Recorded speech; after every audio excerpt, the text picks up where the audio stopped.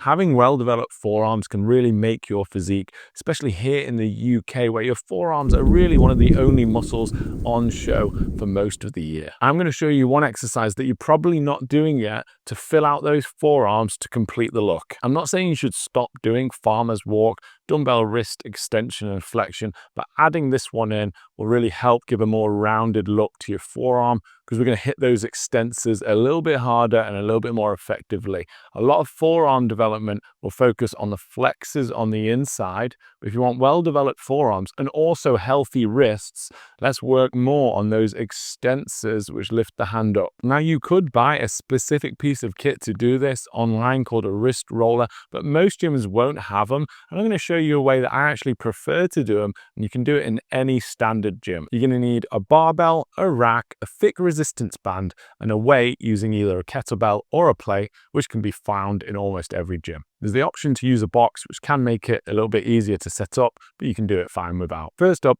loop the band around the handle of the kettlebell or around the center of the weight hole. And then the trickiest bit, depending on how heavy your weight is you can loop the weight then back through and around the end of the barbell, the bit that spins. If your weight's very heavy, that's why I've got the box, just so I can elevate myself up a little bit, making it easier to pass that weight over and through, back through the band. Once you've done that, just tighten up that joint at the top so the band doesn't slip round. If you're using a relatively heavy weight, I do recommend counterweighting it on the other side of the bar to stop it from tilting up like a seesaw. If you're using a 20 kilo barbell, probably anything 15 kilos, about 33 pounds loaded on or less, you won't need to counterweight it. But if you're going to go heavier than that, I do recommend putting something on the other side. So you're going to hold your arms out straight and you're going to turn the bar until the weight ravels all the way up to the top, and then rolling it back down again. Lower it with control, eccentrically working the muscles. Don't just drop it, and make sure those elbows stay nice and locked out straight, and you'll get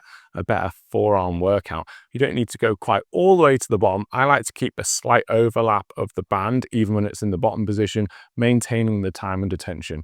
I'll go up and down 3 times, and I'd call that one set.